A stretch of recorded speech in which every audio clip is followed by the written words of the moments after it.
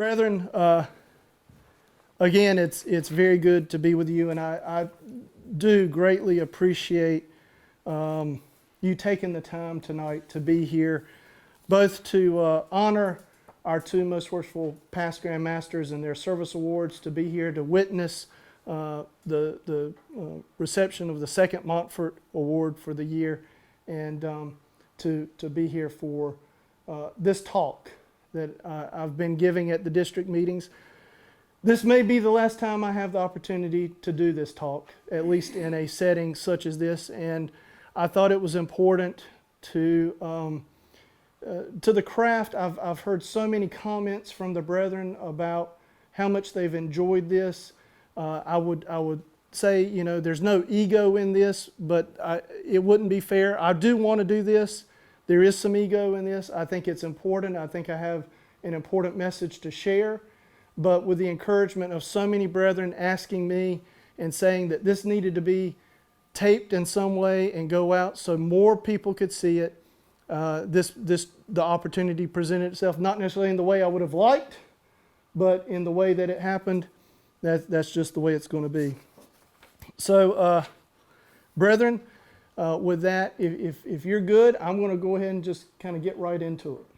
All right, and try to keep up. I like to walk around, so I'm trying not to make you dizzy, but but it's just the way I like to talk. So here's the thing. I'm going to tell you right off the bat what my talk is about. All right, so you're going to understand in just the first couple of minutes where I'm going with this whole thing. And it's very simple, brethren. I want to talk to you tonight about the value of Freemasonry, the value of our fraternity, not just what it means to us, but how we work within the structure of the fraternity, within the structure of our ritual, to become better men, okay? Because that's what it's about. Now, it wouldn't be much of a talk if that's all there were to it. So I've got to go a little farther. Within the realm of, or the idea of the value of the fraternity, I want to put it in the context of the principal tenets of a Mason's profession, which are brotherly love, relief, and truth. All right? So that's what I want to talk to you about. The value of the fraternity through the principal tenets of brotherly love, relief, and truth. And there's another little bit there. I want to tell stories. I want to use stories to help illustrate the aspects of brotherly love, relief, and truth, because there is great power in storytelling, isn't there? Isn't there?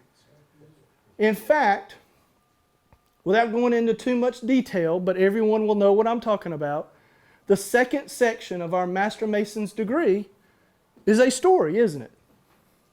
It's a story we each get to participate in. And I don't know about you guys, but as wonderful as the first degree and as lovely and beautiful as the second degree is, by the time we got to those lectures and those charges, my mind was a little off. It was, you know, I don't know, maybe you guys picked up on it better than me. I picked up a word here and there, but it's important to continue to study the ritual for that reason. You're not going to get it all at once. But the second section of the Master Mason's degree, I didn't have a problem remembering that. We remember that, right? Because it's a story. It's a story. What's more important is of the principal tenets, we talk about brotherly love, relief, and truth. Well, the nice thing about that story is it's a wonderful illustration of what truth is. Is that story true in that it's factual? Is it? No, it's not. It's not a factual story. But is there truth in that story? Absolutely. Absolutely. So when we talk about truth from the perspective of the principal tenets, that's the type of truth we're talking about. We're not talking about fact versus fiction or being honest or dishonest. We're talking about greater truths truths about who we are. In fact, we frequently ask, who comes here? We do, right. So there you go. I'm going to talk about the value of Freemasonry, brotherly love, relief, and truth. And I'm going to use some stories to illustrate that because, again, stories inspire. Stories have power. There's emotion involved in those. And when you tell a story the right way, it sticks. The purpose of the story is to help it stick in your mind and help affect some change. Now, how many of you were at annual communication this past year? A fair number of you? Good, good. Do you remember when I introduced myself? I said, I am a proud Masonic esotericist. Right? You remember that? Yeah, I see a lot of people nodding. Yeah. And I am. I am a proud Masonic esotericist. And so for that reason, it shouldn't be no surprise that my talk will have some relation to truth in terms of the esoteric nature of our ritual. Now, given the fact that we are not in a tiled setting, there's only so far I can go in explanation, but I'm going to do my best to both meet my obligation and sort of educate you, if you will, with some ideas on how you can understand the esoteric nature of our fraternity. You see, brethren, I am a firm believer that Freemasonry does have a social aspect to it. We are a fraternity. That's brotherly love. There is a charitable aspect to it. That's relief. But more importantly, or at least equally important because it's one of the three principal tenets, is truth or Masonic philosophy. That is, I believe our fraternity is more than a fraternity. We are a brotherhood of a Western mystery tradition. That our roots are in determining who we are and through understanding of who we are, ultimately are able to improve ourselves through contemplation of our rituals. All right, so there you go. That's it. That's basically the talk. All right, that's the outline, if you will. Value of Freemasonry, you got it? Got it. Brotherly love, relief, and truth, that's easy. A little bit of storytelling to help it stick. And now I'm going to take a left-hand turn and I'm going to talk about numbers. What everybody gets excited about. And brethren, the reason I do this is it helps set up, it creates a foundation of where I'm going. All right? So actually, rather than me talking all about numbers, I'm going to ask you guys to help me out. All right? So the first question I have for you is, how many Masons are there in our Grand Lodge today? Members of our Grand Lodge? 37,000? That's good. Anybody else? 37,1. It's like I've said it before. It's like the price is right. All right. Anybody else? 37,1. I heard you say a number. 25,000. 25,000. That's good. One more. I'll take one more. 39,000. 39,000. All right. And the winner is, well, it depends. The reason it depends is, do we count people or dues cards? For example, I count for 4 because I belong to 4 lodges. But we typically say, we call it 35,000. There are 34,000 actual people, and then about 36,000 dues cards. But we typically say it's around 35,000. All right, so that's how many we have today. Anybody want to guess how big we were at our largest and when that was? Just after World War II. How many members do you think we had just after World War II? 100 and some? I heard another. 75,000. That's a good number, yeah. Anybody else? 65,000. 65? So about somewhere around double? Excellent. Well, you're right. There was a bubble right after World War II. North Carolina was different than most states, though, because, yes, most states actually expanded greatly right after World War II and then began a downward slide almost immediately after.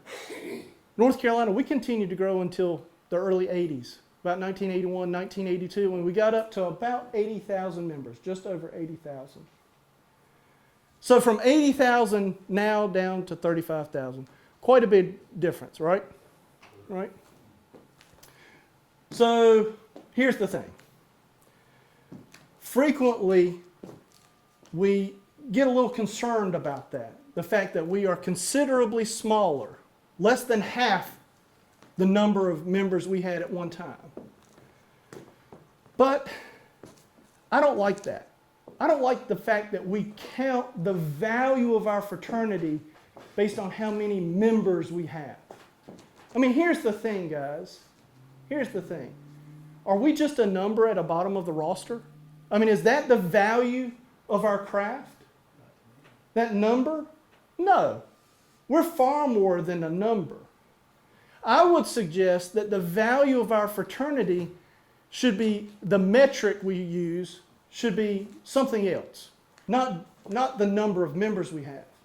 I would suggest the value of our fraternity comes from the personal change, the growth that each one of you has experienced after having been initiated, passed, and raised. I would suggest that the value of the fraternity is in the number of lives that we've touched through our charities. I would suggest that the time you spend in quiet contemplation has far more value, not just to you, but to our craft and the community as a whole, than how many Masons we have. But of course, those types of things are harder to count. The value of that is more difficult to extract. And so we rely on the simple yet not very useful metric of how many members we have. Because in our mind, the more people we have, the better we are, right? It validates. If Freemasonry is meaningful, everybody's got to be a member. We see that's part of the problem with that bubble. Before that bubble, Freemasonry wasn't that large. You see, that bubble from 1942 to 1957, that 15-year period, in that very short 15-year period, Masonry in North Carolina went from about 26,000 members to over 60,000 members. That's a lot of growth in a very short amount of time. And the thing is, as an organization, if you grow that quickly and that much, the people who are coming in, those new members who are coming in, are going to get shortchanged. It's just the way it works. They will not get as much attention. They will not learn the depth of our rituals and symbols.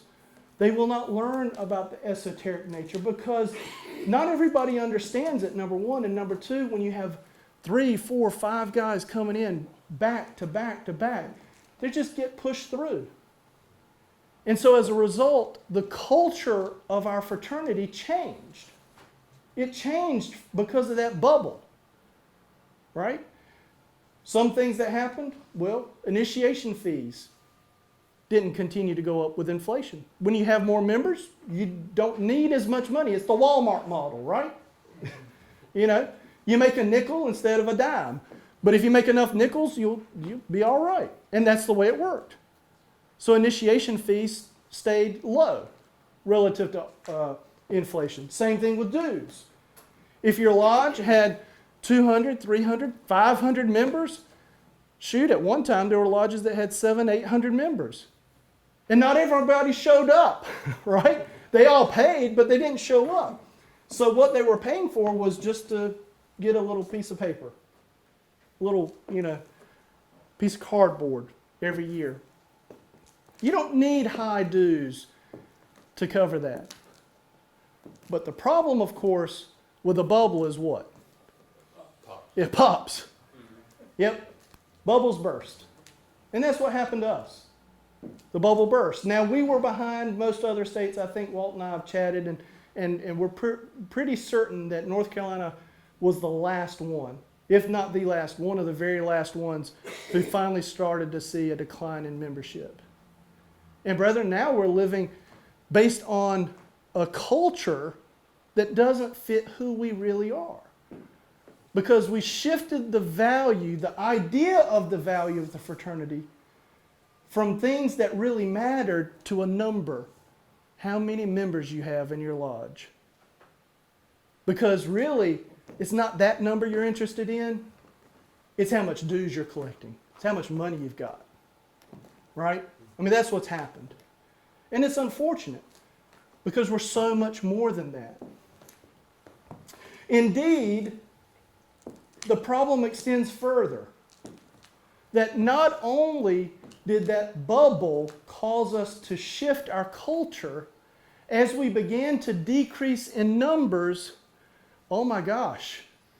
You know, the first couple of years, 83, 84, 85, nobody probably really worried too much about it. But you get to the late 80s, the early 90s, oh, there's task force everywhere, right? Trying to figure out how we're going to get more members. It got to the point where we just needed members, right? And lo and behold, we got this young guy right here.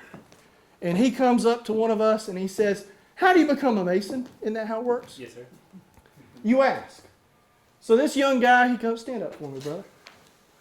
So this young guy, he comes up and he says, I'm interested in joining the fraternity. You're like, oh, heck yeah, let me get you a petition. You're a young guy. We need you in the lodge because you'll be around for a while. That's what we're looking for. Yeah, we'll be great for you, and you'll be even better for us. That's great. Yeah, so let me just get you, and let me find somebody else. James has known you for, about 3 seconds, so he should be fine to sign your petition too. Right? Thank you. Yes, sir. I mean, that's what happens. You're laughing because you know it's a little bit hyperbole, but it's not much, right? That happens. We became desperate. I almost say we have become. There are lodges out there that are still desperate for members. And they'll accept anybody who asks for the petition. Anybody. Does anybody in here know the third degree charge by heart? Close. Close? That's good enough. Do you mind saying the third degree charge? And not the whole thing. I really just want you to start with, if in your circle of acquaintance. If in the circle of your acquaintance you find a person desirous of being initiated into masonry, be particularly attentive not to recommend him unless you're convinced that he will conform to our rules, that the honor, glory, and reputation of the institution may be firmly established, and the world at large convinced of its good effects. Very good. Thank you, brother. Now, everybody was paying attention, right? You heard what he said. You caught every word, just like we do at the very end of that third degree. Your brain's fresh. You remember everything he said. So what he said, I'm going to paraphrase a little bit, but what he said was, if in the circle of your acquaintance you find a person desirous of being initiated, immediately give him a petition and get him in the lodge. That's what he said, right? That's not, wait a minute, what did I miss? What did he say? Be particularly attentive not to recommend him. Not to recommend him. Did you catch that? Be particularly attentive. Not to recommend him. Brethren, our ritual tells us that there is so much value in our fraternity that you don't just give anybody who asks a petition. No. You've got to be particularly careful not to recommend him unless you're convinced he'll conform to our rules and that he will contribute to the reputation of our fraternity. Because you see, brethren, we do have a reputation. It's a pretty good reputation when people know about us. That's a whole other topic. But when they know about the Freemasons, they tend to think fairly highly of them. Which means that some men will attempt to join our fraternity in an effort to be perceived as better than what they are. Their desire is not necessarily to improve, but to seem as though they have improved. And unfortunately, guys, some of our lodges allow that to happen. And they just hand them the petition. And unfortunately, sometimes that means Masonic trials. Doesn't it, David? Unfortunately. So, brethren, the value of the fraternity is not in the number of members. It never has been. It's in what we do for those in our communities. It's in how we improve ourselves. It's in that quiet time of contemplation when we think about the symbols and the different aspects of our ritual that changes who we are. That's where the value is. And again, that third degree is very clear. Very clear. You don't recommend them unless you're convinced. Now, here's the thing. How do you know? How can you be convinced that what he's bringing to the fraternity, that he's going to be a person who will follow our rules and contribute to the positive reputation? How do you know? Befriend them? You get to know him. You get to know him. That's right.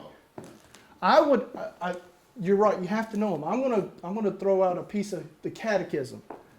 All right, just a little bit. I'm not going to go too far. Where were you first prepared? Prepared for what? That's not in the catechism. We don't know the answer to that one. We got to think about it a little bit, don't we? But that's the thing. Where were you first prepared in your heart? When that young man comes to you and asks about joining the fraternity, you've got to know what's in his heart. Which means you have to know him, right? You've got to know who he is. And if he's a relative or somewhat a friend, you do. But frequently, that doesn't happen. I would say more importantly, he needs to know who we are. Who you are as an individual and who we are as a fraternity. Who you are as a lodge. Because this lodge, it's a gorgeous lodge. But the culture of this lodge may not fit that person. Right? There may be a better lodge for him. Doesn't mean he shouldn't join, just maybe not this lodge. But he's got to know. You've got to know him, he's got to know you. That's the important part. You see, brethren, our ritual tells us this stuff, but a lot of times we go through it, we don't really think about it. So when I say, where were you first prepared, you know that. Where were you first prepared? Prepared for what? Well, that's the harder one. We don't ask that question. But I'll tell you, what you've got to be prepared for is change. Change of yourself. We say we take good men and make them better. In order to know if that young man, that person, that man who's come and asked you for a petition is prepared in his heart, you have to know, is he looking to become a better person? Is he a good person today? Does he really want to change? Does he intend to be transformed by our ritual? And that'll take effort. It'll take time. It'll take contemplation. Right? That's where the value of the fraternity lies. Not in that number, not in that bubble, not in the money, not in the beautiful buildings, but in how we change as individuals as a result of not just the act of initiation, passing and raising, but the ongoing contemplation, the time we spend with ourselves to truly be able to answer that question, who comes here? Who comes here? Ritualistically, it's the first ritual question that candidate hears, right? Who comes here? And of course, we frequently answer that question in a way that describes who we are. Are you a father? Are you a husband? Are you an employee or an employer? You're an employer.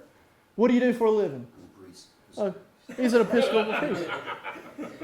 So if I ask who comes here, a common answer would be John Frazier.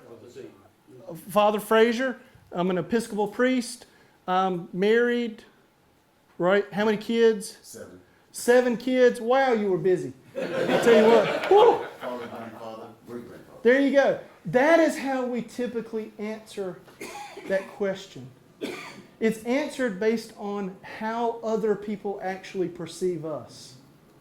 Right? Because I can see Father Frazier at church and recognize him in that way. I can see him with his wife, with his children, with his grandchildren, and see him that way.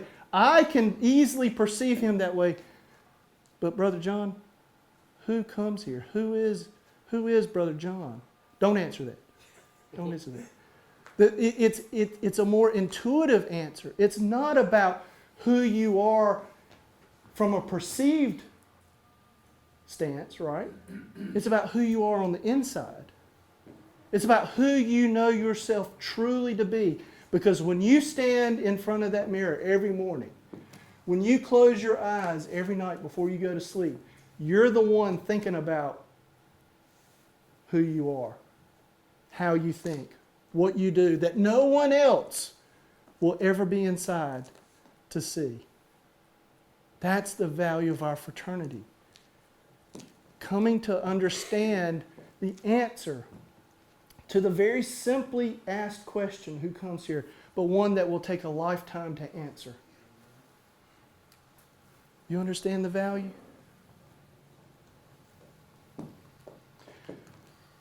As I've mentioned, when a man comes to your lodge and he asks to join, once you're satisfied what's in his heart, and you know that he has come with no ulterior motives, that he has a true desire to be transformed by our rituals, well then the question is, from the lodge perspective, who comes here?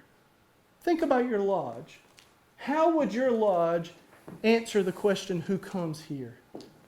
Do you, as a lodge, do ritual that's focused on the candidate so that he feels the energy of what we're trying to portray for him? Is your lodge there for the community? Does your lodge provide to the charities? When you do a fundraiser, are you asking for money from the community to help you or money to help the community? Think about that. Part of the problem is, brethren, sometimes the community doesn't even know who we are. And their only means of identifying who the Masonic Lodge is, oh, they're the group doing that fundraiser for a new roof. But that's not what we are. That's not who needs to come here, right? Unfortunately, not all lodges do as good a job as Phoenix number 8 in their ritual and in portraying who they are to their candidates. In fact, across the state, nearly 29% of all men who petition a lodge will not go on to be raised. Because somewhere along the way, it's not what they thought it would be. In fact, the numbers are worse than that. While each step from petition to initiation, initiation to passing, passing to raising will lose 2 or 3%, it's after initiation where we lose the most. About 25%. The vast majority of the guys that drop out after they've been initiated but before they get passed. And some people will say, well, that's because we require catechism, that somebody has to memorize, and people don't like doing that. Well, there may be a few. But brethren, there are other jurisdictions in the United States that do not require catechism. Nothing more, at least, than memorizing the obligation. And their percentage of dropout is higher than ours. I've heard in some jurisdictions as high as 40 and 50%. So it's not the catechism. It's that they came to the lodge expecting something, and that's not what they found, because they didn't know who you were. So as much, again, as you have to know who the candidate is, who that petitioner is, they need to know you.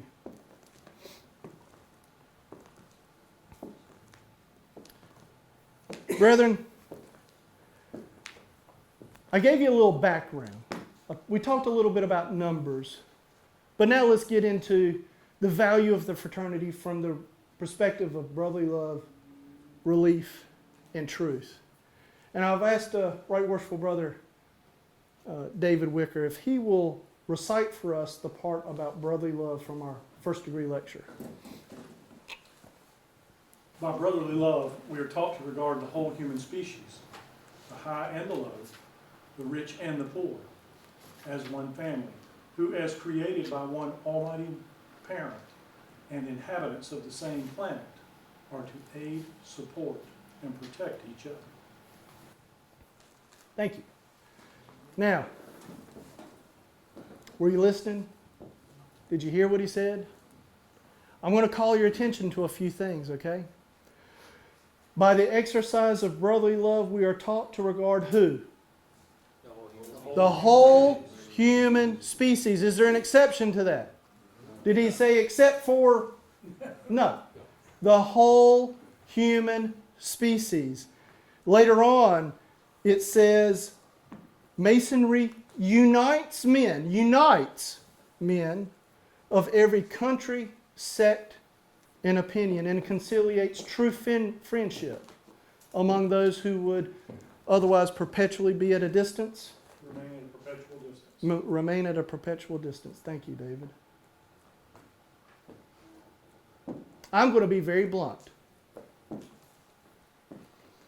If you hate a man because of the color of his skin, you do not have brotherly love in your heart, and you are not a Freemason.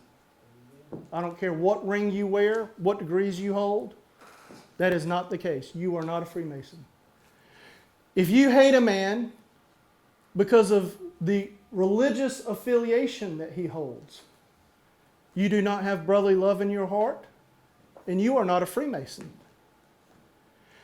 If you do not like a man because of his political opinion, you can disagree, that's okay. But when you cease to like someone or you hate someone because of their political opinion, you do not have brotherly love in your heart, and you are not a Freemason. Our closing charge is very clear. Do good unto all. Recommend it more especially to the household of the faithful, yes. But do good unto all. It's simple. There's no exceptions. None. I'm sorry. Brethren, our country is divided enough. If you do not like someone, if you hate someone because of anything that divides us today, that's unmasonic.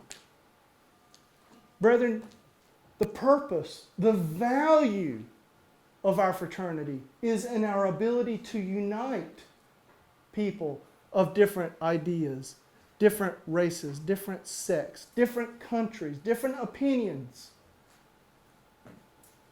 Any way that the rest of our country, social media, whatever you want to look at, divides us, Freemasonry, here in the lodge, we're united. Because we're brothers. Thank you. Do you get clapped when you're preaching? Sometimes. Good. All right. There's another little bit I'd like to share with you to just kind of drive the point home.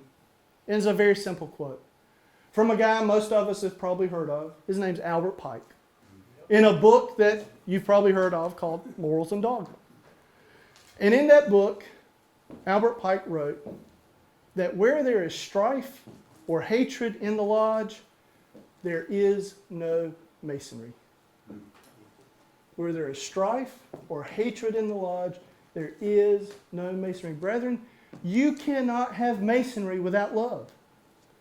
The value of our fraternity is in the love we have for one another and our ability to unite as a brotherhood among individual men, bringing us together. That's the value. Let's talk about relief. What does relief mean again? What did we say earlier? Charity. Does anybody know the Latin word for charity? Caritas. Thank you. Caritas. Does anybody... So, caritas in Latin means charity, but it really means something else.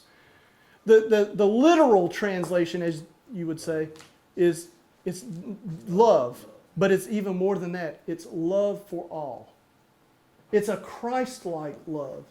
It is a love so great that you are willing to give of yourself to someone you don't even know. That's, yes, agape. That is caritas. That is relief. That is charity. That is a principal tenet, right? Brotherly love, relief, truth. The tenets are the things that our fraternity is founded on. Brotherly love, relief, and truth. Relief, caritas, charity, love for all. Do I have more than one master of a lodge in here tonight? Okay. If you're a master of a lodge, please rise. Current. Current master. So just the one. The rest of... Oh, well, Our cameraman. oh, that's right, our cameraman. That's right. Well, he's already standing, so that works out. Do not answer the questions out loud, but I want you to consider the answers. Do you know the names of the widows of your lodge? Do you know how many widows you have? Do you or have you directed your members to regularly check in on those widows? Brethren, we are obligated to take care of our widows and orphans. And it's an absolute necessity that we live up to that obligation. And I put the onus predominantly on the master of the lodge to see that his lodge follows that obligation, that his brethren regularly check on those widows and orphans. When I was master of Stokesdale Lodge in 2003, I set up a very simple call system. Okay? Every officer of the lodge was given 2 or 3 widows to check in 5 or 6 times a year. Major Masonic events at the lodge, different times of the year, seasons, holidays, things like that. Just check in on them. Make sure. This is something that's super simple to do. And unfortunately, many of the masters of our lodges don't even know how many widows they have. Couldn't tell you. All right, one more. Do you know who your aged brethren are? Your 50-year plus members. Do you don't answer out loud. Do you or your brethren check on them regularly? Because again, we're obligated to each other to seek out and assist one another. I shouldn't have to wait for a brother to come to me to ask for assistance. I should be checking on him regularly. That's what fraternalism is about. That's both brotherly love and relief. You can be seated.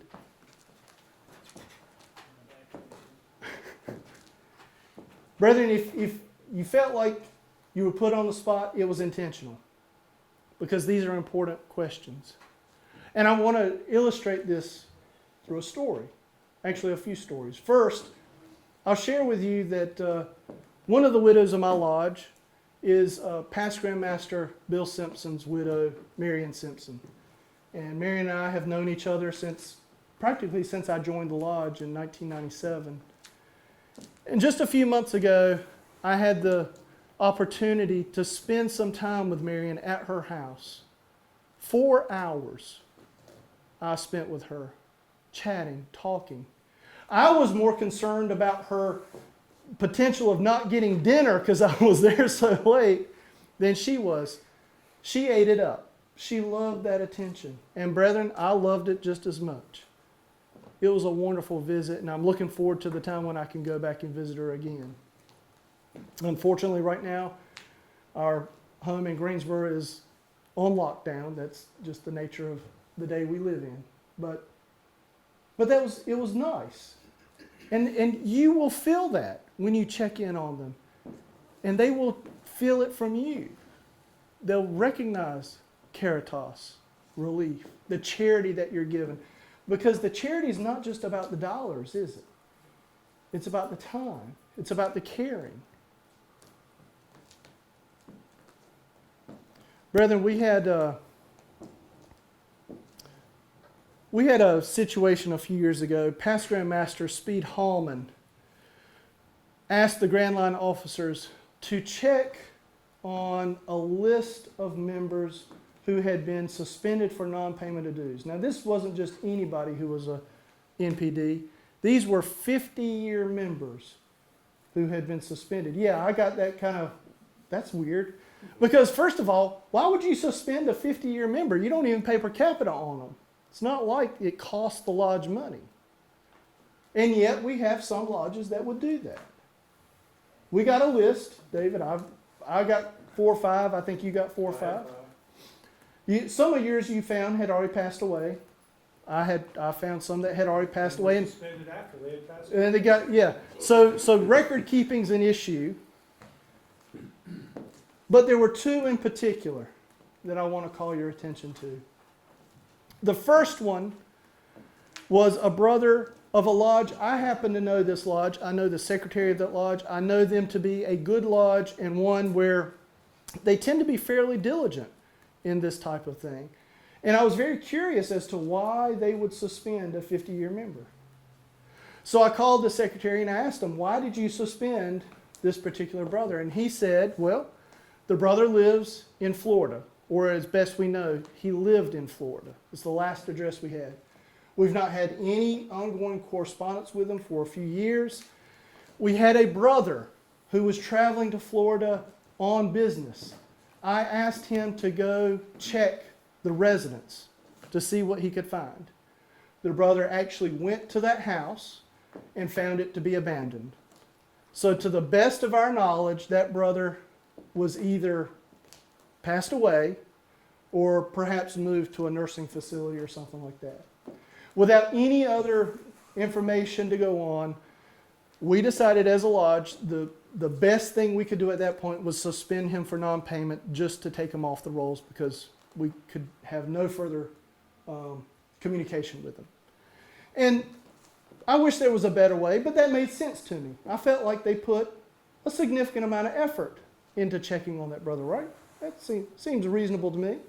They probably dropped the ball before that, but at that point in time, they did at least a reasonably good job. Now let me juxtapose that story with a different one.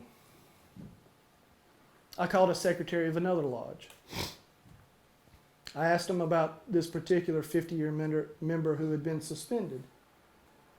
And the brother went on to tell me, the secretary went on to tell me that this particular brother didn't come to lodge anymore. He's a 50-year plus member, okay? He didn't come to lodge anymore. He didn't respond to our communications. He didn't give money to the fundraisers. And so they didn't want to have to pay per capita on him anymore, so they just suspended him. Well, again, you don't pay per capita on 50-year members. So the secretary was wrong about that, and I corrected him. But worse than that, when I checked, that brother lived less than 10 miles from the lodge. 10 miles from the lodge. And no one could go check on him? Are you kidding me? I don't even have words for that. I still get upset thinking about it. Because I think about myself.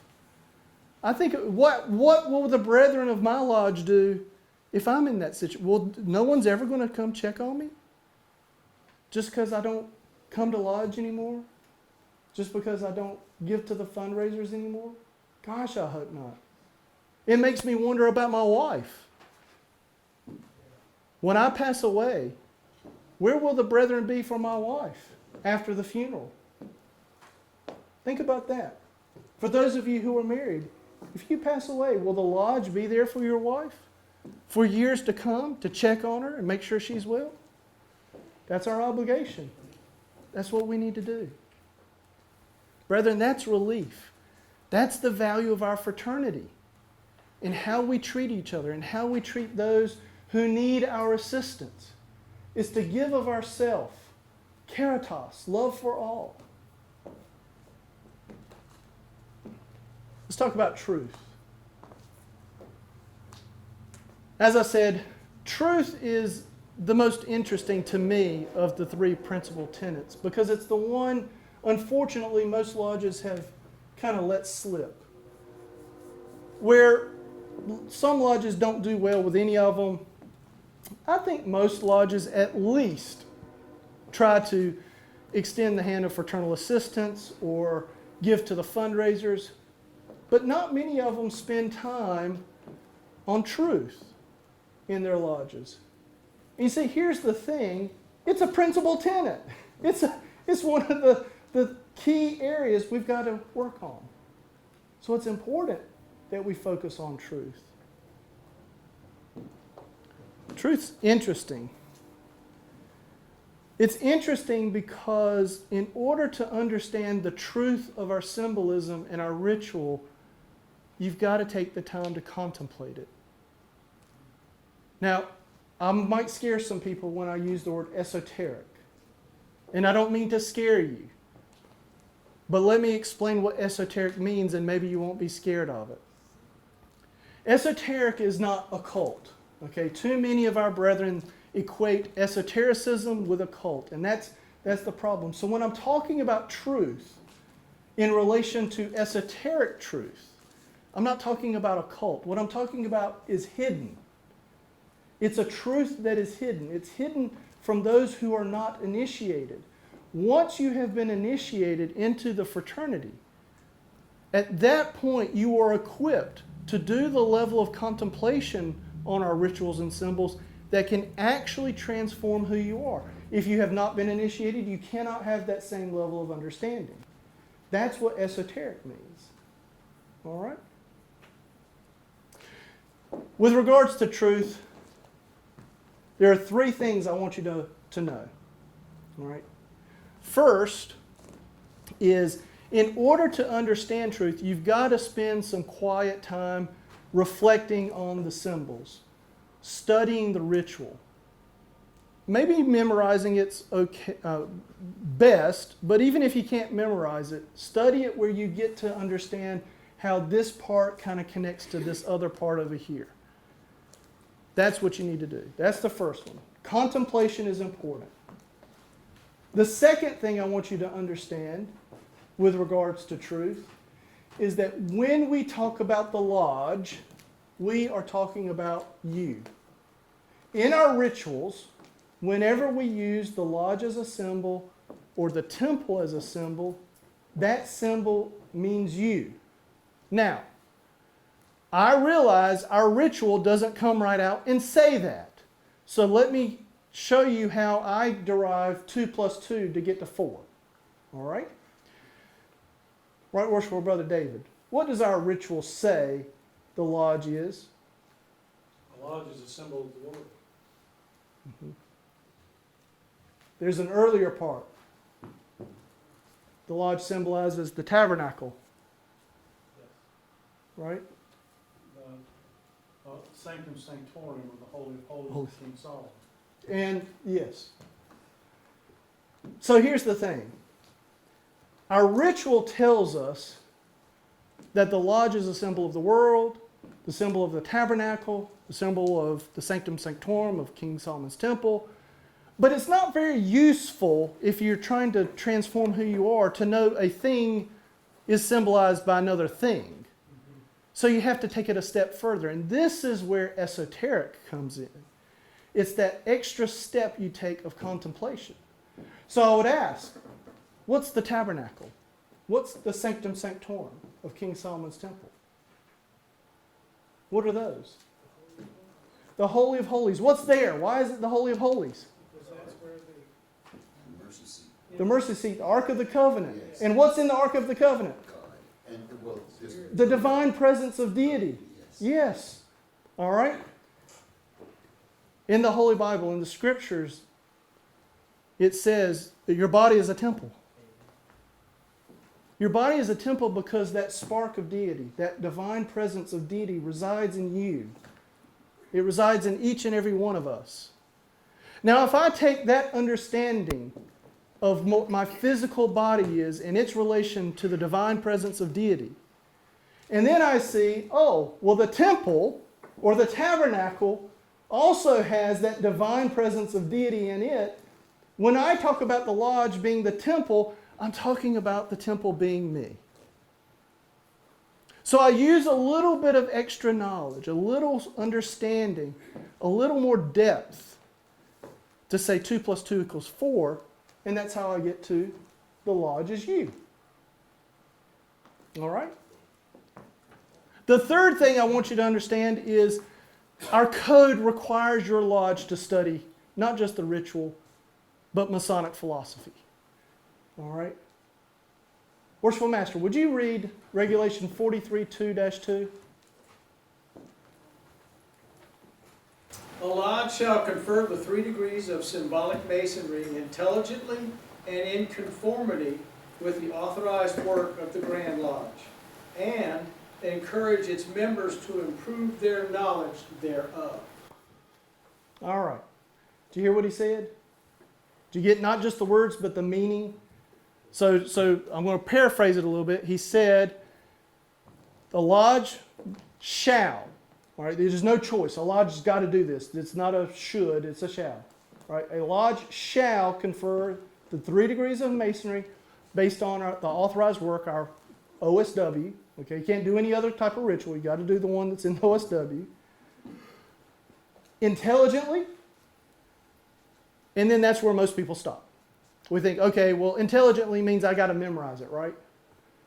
But brethren, I could memorize a foreign language. You could teach me, 6 paragraphs of words in a foreign language, and I could repeat them right back out perfectly. And I have no intelligence about it. I wouldn't have an idea, clue what it means. In order to present ritual intelligently, it's not just that it's memorized. You got to understand it. You have to know what it means. But then there's that second phrase, and encourage its members, what? To improve their knowledge thereof. To encourage their members to improve in their knowledge thereof. Now here's the thing, guys. The way I interpret that passage, and because I'm wearing the hat, my interpretation matters, is that lodges must do Masonic education with regards to the ritual. Not just what the words are, but what they mean. Not just what the symbols are, but what they mean. And here's the thing. Again, a lodge shall do that. Shall means you got to. You don't have a choice. Now, I'll give you a little bit of leeway. You don't have to do it at every meeting. But you better do it pretty close to every meeting. Masonic education on philosophy or the esoteric aspects and understanding of our ritual in the lodge. You got to do it. No choice. Those are the 3 things with regards to truth. Now, I realize not every lodge is accustomed to doing this type of education. And so I want to give you a very simple example that I hope will, again, help illustrate how this works. And it only takes, 5 minutes, maybe 10 minutes. If you had enough discussion, it could take up, 15 or 20 minutes from the brethren. But the lesser lights are described as what?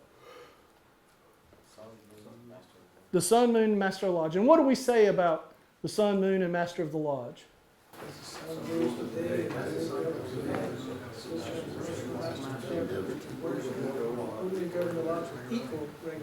All right. It would have sounded so much better if everybody had done it together, but that's okay. I didn't ask you to do that. We are told in our ritual that the 3 lesser lights are the sun, moon, and master of the lodge. And the master of the lodge should endeavor to rule and guide the lodge with equal regularity, right? What's the lodge? You. All right. Who's the worshipful master? It's a part of you. Which part? I like that. I like the heart. It's not really what I was going for. Who does the worshipful master represent? The soul. I like the soul. Let's step back for a second. In our ritual, who does the worshipful master represent? King Solomon. King Solomon is, in our ritual, said to have what? He's said to be what?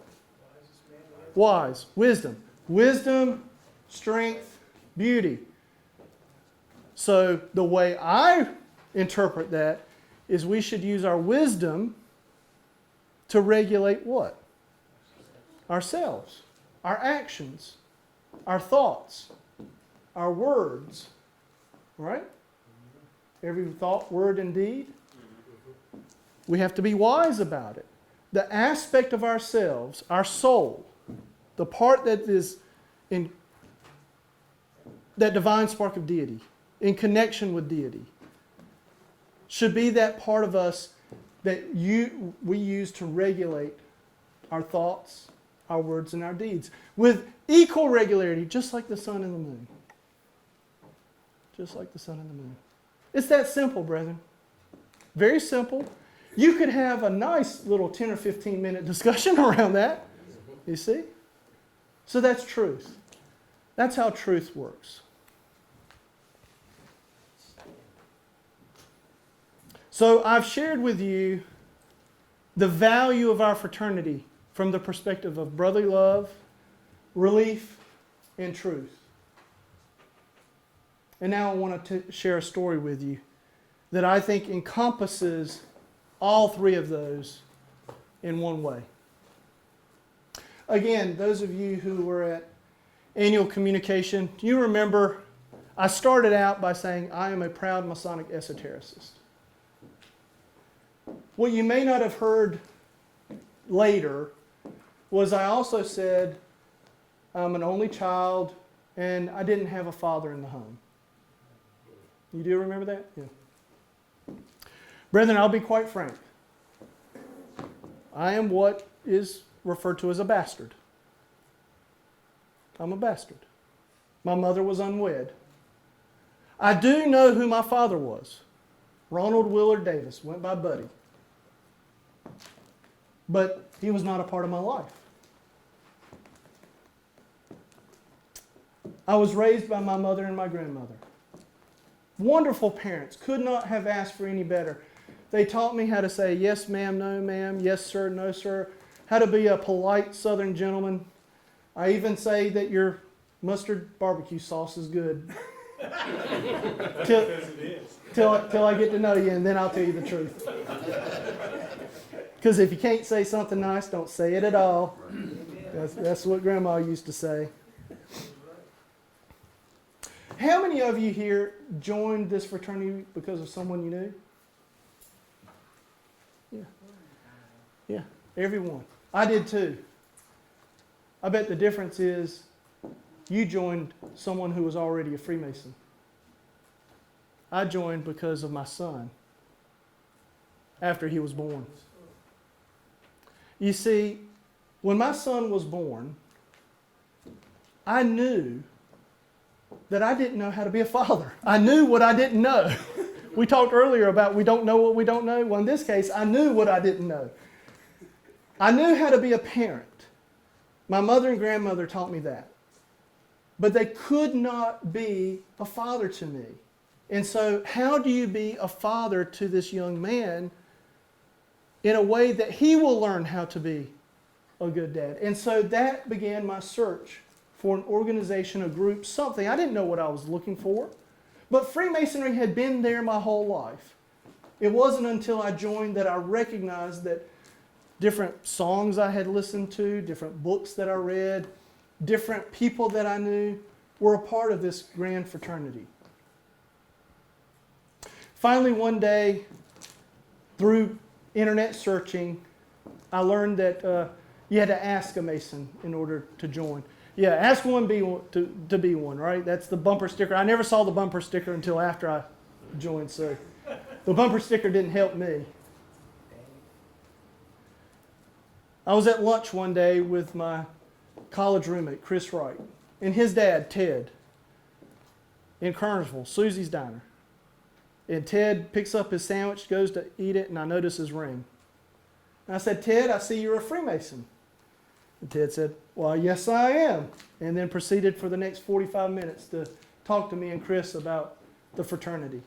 Chris said he knew his dad was a Freemason, had known it his whole life, but he'd never heard his dad talk as much about the fraternity as he did right then. Ted just wanted somebody to ask. See, Ted came in that time when everybody kind of came in. He wasn't sure what you could say, what you couldn't say. But when I asked, he was excited to tell me about it. Obviously, I joined the fraternity. Ted got me in.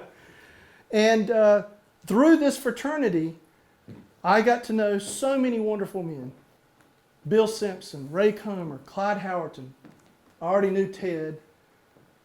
Gary Handy, David Wicker, guys like these who could be role models to me as I grew in my fatherhood to my son and later my daughter. It was important, and it was something that the fraternity gave to me. But the fraternity gave me more. A very dear brother, David Kuntz, enjoyed genealogy. He and I were members of the Greensboro York Rite, Greensboro Scottish Rite together. And he came to me one day and he said, Shaun, I want to do your genealogy. Now, I happen to know that David was a member of the Sons of the American Revolution, and really, he wanted me to get in the SAR. But I love David, and so I agreed. David, you can do my genealogy, but you're going to have to do it on the Bradshaw side of the family because I really don't know my father's side, the Davises. He said, that's all right. We'll work on your mom's side. Until some months later, I think it was a little over a year later, we were at a Scottish Rite reunion in May 2003. And David came to me on Friday and said, Shaun, I'm sorry, but the Bradshaws have this bad habit of moving from Sampson County, North Carolina, to Georgia every couple of generations, and it's really hard to keep up with your genealogy. It's too hard to find the records that I need. He said, is there any way we can work on the Davises? And I said, well, let me talk to my mom and I'll let you know what I find out. So that night, I asked my mom, I called her up and I asked her if she could tell me anything about my father. As it turns out, she had just seen my father, 9-10 months before. And so she knew that he was an educator in Craven County.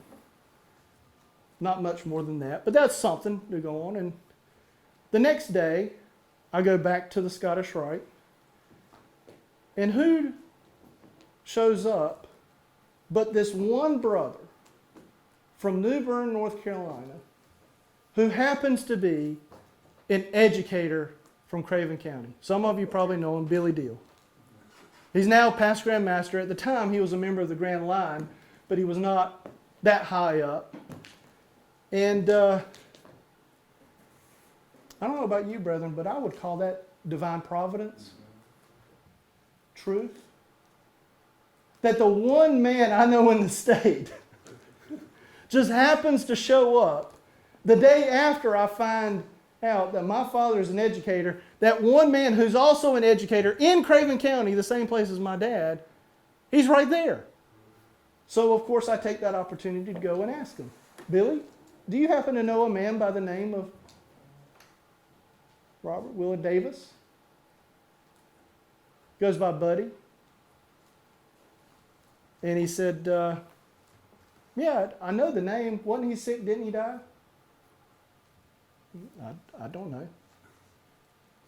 I didn't know him. But that night, I Googled it. I looked it up. Ronald Willard Davis obituary. And sure enough, my father had passed away just about 3 months earlier. Now, the interesting thing about obituaries is they tell you a little something about the person, don't they? I learned from my father's obituary that my grandparents were still alive, Bill and Francis. I learned that I had an uncle, Robert. I learned that I had a few cousins, one of which, his name's Brian Davis, and the guy that oversaw the funeral was also Brian Davis, so I kind of figured probably the same guy. Makes sense. Oh yeah, my father was a Freemason and a Scottish Rite Mason and a Sudan Shriner. Divine providence, truth. Let me tell you about brotherly love. A few days later, I took the day off from work. I drove to New Bern. Billy took the day, the whole day. There were a million things I'm sure he could have done, but he took the whole day to spend with me. He gave me my father's class picture from his Scottish Rite reunion. Showed me where he was. He took me to my father's elementary school where he was a vice principal. introduced me to the principal. I got to hold in my hands the doll that the children had given my father with get well notes written on it. But cancer, you don't always get well from that. Billy took me to my father's house, showed me where he used to live. That's brotherly love. He didn't have to do that. But he took that time to spend with me because he knew it was important. After the time with Billy, I went to the courthouse. I got the death certificate because David needed that to continue the genealogical work. And I headed home. From New Bern to Greensboro. Started driving. And as I'm driving, I get this wild thought. Brian Davis. Brian Davis is probably my cousin. He's the same guy who did the funeral for my father's funeral. I wonder if the funeral home would have his contact information. And so I called them. And they did. And they gave it to me. I'm not sure that would happen today, but it happened then. And so I called him. And he answered, which again, I'm not sure would happen today, but he did answer. And when Brian answered, I said, Brian, you don't know me. My name's Shaun Bradshaw, and I'm Buddy's son. And he said, well, there was a rumor. See, they had heard about me, even though they didn't know me. We chatted for a few minutes. I worked up the nerve to ask him if he thought my grandparents would be willing to talk to me sometime. He said, let me give him a call and I'll call you back. Now, I didn't expect him to call me back immediately, but I think like 10 minutes later is when he called me. He said, yeah, they'd be happy to hear from you. He gave me their contact information and went on to tell me a few things, mentioned that they lived in Smithfield, and I was like, Smithfield? Now, you might remember I was driving from New Bern to Greensboro, and from yes, I was about 20 minutes from Smithfield when he told me this. I don't know what road I was on, but I can tell you right now, divine providence was working in my favor that day. So I told Brian, I'm about 20 minutes from Smithfield. Do you think they would mind if I stopped by? He said, well, let me give him a call and see, because, there's only so much you can ask. And he called me back a few minutes later. He said, yeah, they'd love to see you. He gave me their address. I punched it in the GPS, drove to Smithfield, turned onto Highway 1010, turned left on a little dirt road, and right there was a little cinder block house that would fit inside this lodge room. And my grandfather must have been standing at the window watching for me to drive up, because as soon as I parked the car, he was stepping outside. He immediately gave me a hug.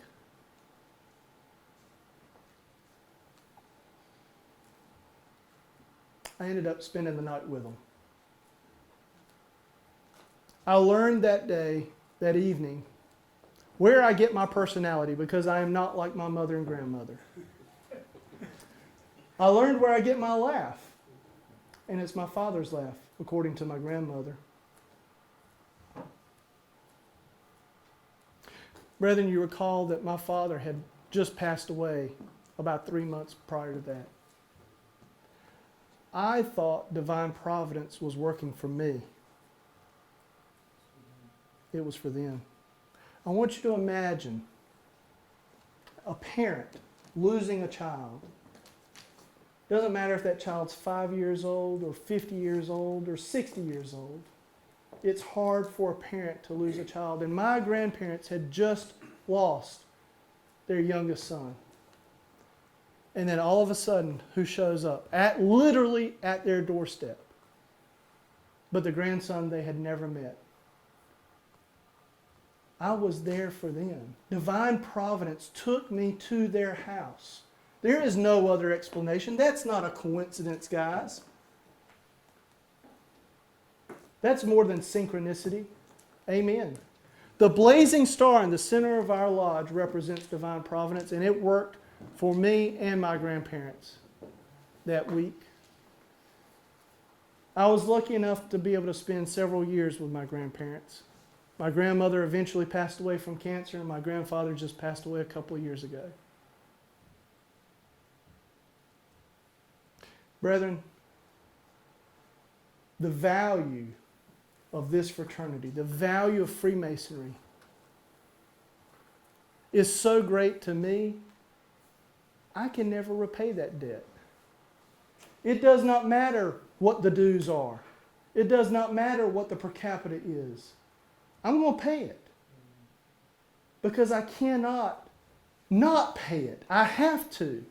I owe it to this fraternity. Without it, I would not have been able to spend that time, very precious time, with my grandparents. And so, brethren, I hope you understand the value of the fraternity, not just to me, but I would encourage you to think about your own stories. Your story is not the same as mine. I know that, and that's okay. But I'm sure you each have your own stories that can inspire others to see in this fraternity what you have found in it. The value of brotherly love, the value of relief, the value of truth. Brethren, that's where the value of Freemasonry is. I want to thank you for your attention. I want to thank you for letting me share this very personal story. Again, I know it's a lot to ask for y'all to be out tonight, but thank you. It means a lot to me to be able to share this in a way that gets captured, and I appreciate your time and attention. Brethren, that concludes my program.